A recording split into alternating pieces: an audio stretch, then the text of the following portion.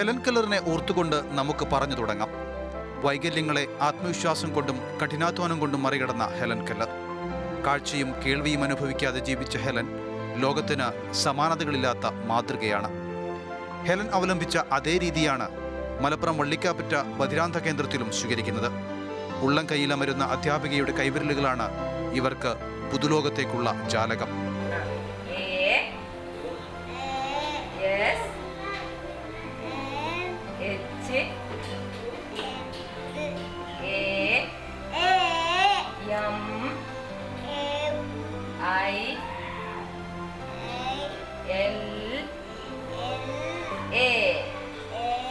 അശ്മില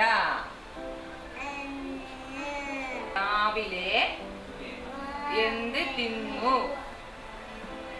രാവിലെ ഇഡലി തിന്നു.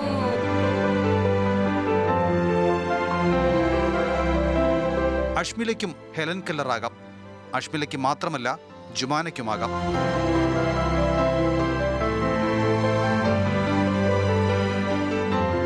ഹനാൻ ഹുദയ്ക്കും അസ്നയ്ക്കും വലിയ ലോകം എത്തിപ്പിടിക്കാനാകും. ഇത് വെറുതെ പറയുന്നതല്ല, അധ്യാപകർ തന്നെയാണ് സാക്ഷ്യം. കേൾവിക്കുറവുള്ള കുട്ടികൾ ഉപയോഗിക്കുന്ന സൈൻ ലാംഗ്വേജ് നമ്മൾ ബധിരാന്തരായ കുട്ടികൾക്ക് അവരുടെ സ്പർശനത്തിലൂടെ ആ സൈൻ നമ്മൾ തൊട്ടുകൊണ്ട് അവർക്ക് പറഞ്ഞു കൊടുക്കും. സംസാരിക്കാൻ കഴിവുള്ള കുട്ടികൾക്ക് നമ്മൾ സ്പീച്ച് തെറാപ്പി കൊടുക്കും.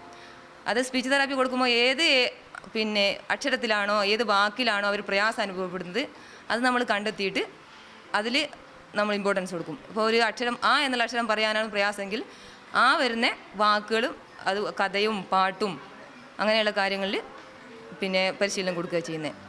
ഓരോ കുട്ടിയുടെയും അവസ്ഥ മനസ്സിലാക്കിയാണ് ഇവിടുത്തെ പഠന രീതി. ഓരോരുത്തർക്കും സിലബസ് ഉണ്ട്.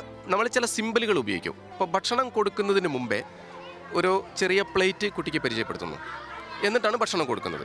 അപ്പം നിരന്തരമായി നമ്മൾ ഈ പ്ലേറ്റ് കാണിച്ചതിന് ശേഷം മാത്രം ഭക്ഷണം കൊടുക്കുമ്പോൾ ഒടുവിൽ കുട്ടിക്ക് ഭക്ഷണം വേണമെങ്കിൽ ഈ പ്ലേറ്റ് എടുത്ത് കാണിച്ചാൽ അവന് ഭക്ഷണം ആവശ്യമാണെന്ന് നമ്മളോട് കമ്മ്യൂണിക്കേറ്റ് ചെയ്യാൻ പറ്റും.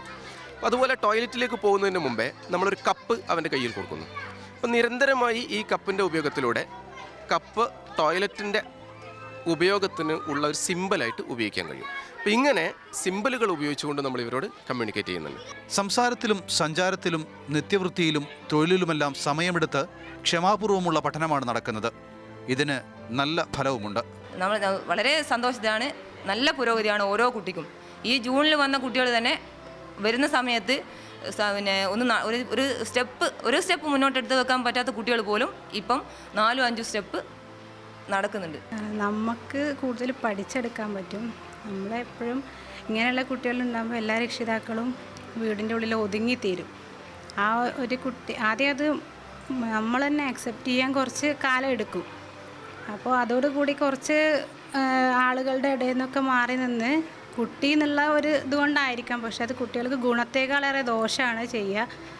പിന്നെ മറ്റുള്ള ആൾക്കാരുടെ ഇടയിൽ വരുമ്പോൾ കുട്ടി കൂടുതൽ പഠിക്കും, അതിലുപരി ഈ ഉമ്മ നന്നായിട്ട് പഠിക്കും. മറ്റു കുട്ടികളെ കാണുമ്പോൾ നമ്മൾ എങ്ങനെയായാലും നമ്മൾ കമ്പയർ ചെയ്യും, നമ്മളെ കുട്ടീനെ വെച്ച് നമ്മൾ കമ്പയർ ചെയ്യും. ഇവർക്ക് ഇല്ലാത്തത് പലതും അവരിൽ നിന്ന് നമുക്ക് പഠിക്കാൻ പറ്റും. വള്ളിക്കാപ്പറ്റ അന്ധവിദ്യാലയത്തിൻ്റെ ഭാഗമായി 2000-ലാണ് ബധിരാന്ധ യൂണിറ്റ് തുടങ്ങിയത്. ഇപ്പോഴിവിടെ 12 കുട്ടികളുണ്ട്. അന്ധവിദ്യാലയത്തിൻ്റെ വാർഷികമാണ് ഞായറാഴ്ച. കുട്ടികൾ കടുത്ത പരിശീലനത്തിലാണ്.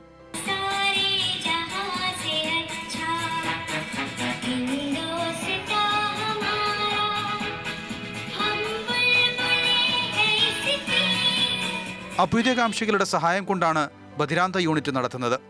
സർക്കാർ തലത്തിലുള്ള പിന്തുണയൊന്നും ഈ മാതൃകാ പദ്ധതിക്ക് ഇതുവരെ ലഭിച്ചിട്ടില്ല.